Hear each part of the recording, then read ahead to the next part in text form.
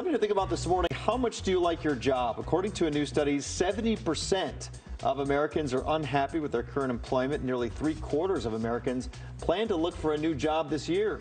Most of those surveyed said they want to do something they love, but of course, it's not that easy. Bruce Feiler teaches the popular TED course, How to Master Life Transitions. His latest book is called The Search, Finding Meaningful Work in a Post-Career World. He joins us live. Thanks for being with us.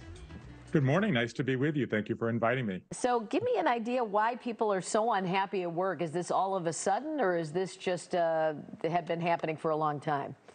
Well, I think that's a great question. I think the answer is it's been building for a while. And I think that I'm in the business of helping people find happiness and live fulfilling lives. And in no area of life is that more urgent right now than work. You cited those statistics as the lead into this conversation. And I think the biggest change is that for a long time, people were told you're not supposed to be happy at work.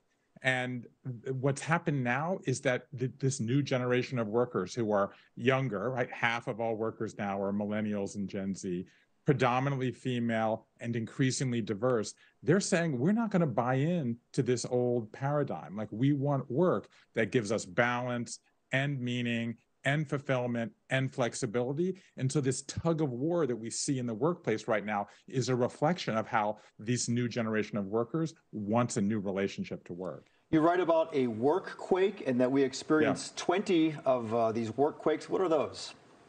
Yeah, so basically, the big change is that there are what I call the three lies about work, right? So the first lie is that you have a career.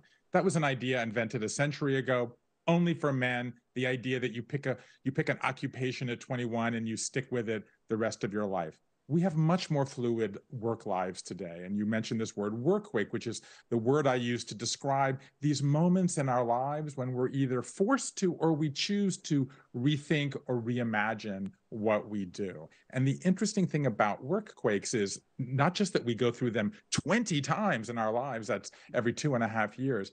It's that some of them begin in the workplace, like we have a conflict with our boss, or we get laid off, or our company shuts down. But more than half of them begin outside the workplace. Something happens in our personal lives, our family, our health, or we just have a change of mindset. And what this is showing us, I think, is that in the battle between life and work, life is playing a bigger and bigger role.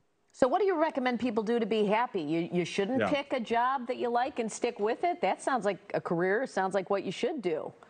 Well, and yeah, but that's not what you have to do anymore. And that's what's so exciting about the moment that we're in today. The idea of like follow your passion, most people change their passion or they discover a new one along the way. So the big insight and the number one thing that I've learned and that I try to do in the search is give you a set of tools to find the work that makes you meaning. The people who are happiest and find most fulfillment in what they do, they don't just climb, they also dig. They do what I call a meaning audit multiple times in their lives, where they say, I'm in a moment in my life when I want to do this. This is what brings me purpose right now. It could be money. You want to pay off your student loans, or in my case, send 2 kids to college, as I'm about to do this fall. Or it could be, I want to have flexibility because I have young children and I want to spend more time with them, or my mom's in chemo and I want to spend more time with her. Or it could be you've been doing the same thing for a long time and you want to give back or start a new thing. So the point is that multiple times in our lives, we get the opportunity to say, who am I now? What do I want to do now? And so that is really the opportunity of this fluid life with all these workquakes and this commitment to happiness.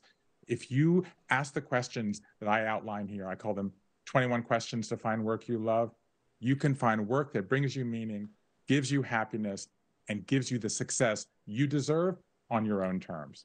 Does your advice change based on someone's age? Obviously, people in their 20s and 30s are thinking about making changes. But if you're in your 40s, 50s, 60s, maybe you say, hey, like I'm on one career track. It's too late for me to change, and I don't want to take a huge pay cut.